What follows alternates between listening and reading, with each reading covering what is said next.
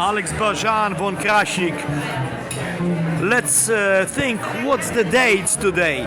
Today it's Tuesday night, the 26th of July. The summer is going so quickly. We are at the wonderful Eddie V's restaurant, Tyson's Corner, Silicon Valley East, next to Washington DC. Actually, there's a higher concentration of the high-tech companies than in Palo Alto and San Jose at this moment.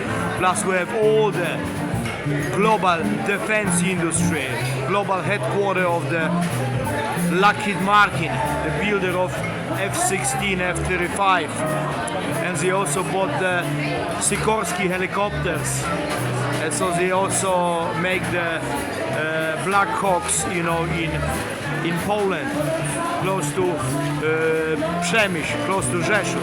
So we have a wonderful music. The restaurant is packed, as you see. Beautiful wine room there. See this one, we have a full staff. Ladies are coming back more, but I want to show you something more about this special cognac from France in the Baccarat Crystal.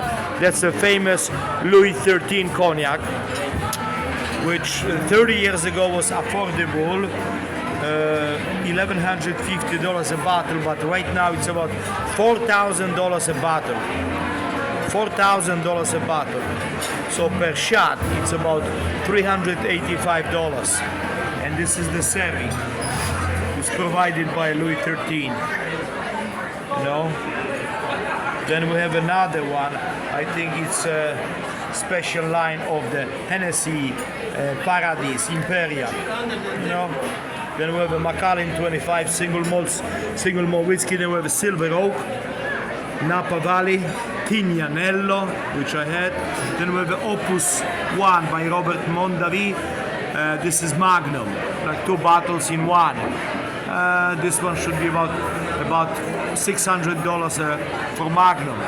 Then we have a Joseph Phelps Insignia, excellent wine, single bottle. What else? I cannot see from far away. Then we have some French wine underneath, and we have that's a good wine over there. It's Nickel and Nickel. We used to have many times in Cafe Milano in Georgetown. All the best to you, Francesco Pistorio, my good friend, GM of Cafe Milano. This is Polacco di Polonia, Alexander Bajan von Krasnik, Polish-American Legions for freedom and prosperity for all. And in Italy, Mario Draghi is out. But he was not actually forced to resign. He's too smart. He actually resigned himself because he's expecting big trouble to come. And he didn't want to be the prime minister in the time of the major changes, major turmoil. Because the whole global economic system, financial system is going to collapse. And the Greece, the debt to the GDP, it's getting like close to 200% of the GDP is debt.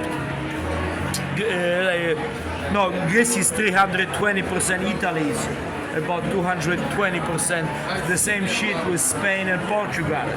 And what really saved after 2008, the PIGS countries, Portugal, Italy, Greece and Spain, the ECB, European Central Bank, was buying back the bonds, because nobody want to buy the bonds. So if the Greece want to sell the bonds will be about 7-8%, which will be destined pretty much for non-payment, bankruptcy. And they got some loans from IMF, but at this moment ECB doesn't have any leverage to push with a new huge package of issuing fiat currency.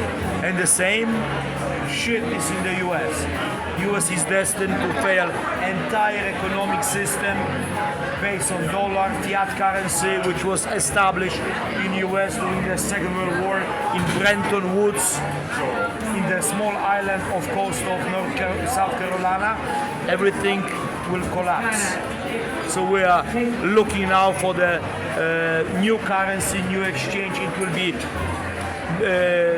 BRICS countries. Brazil, India, Russia and China. Plus after Saudi Arabia is going to join Egypt, possibly Turkey and even Nigeria.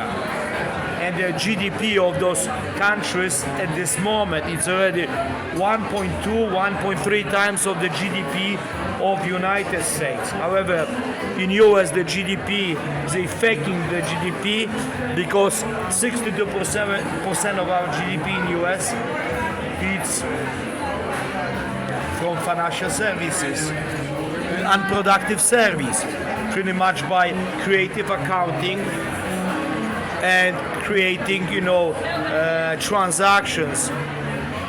Either the credit, it's an asset, and the credit is sold one more time as another asset to another holding company.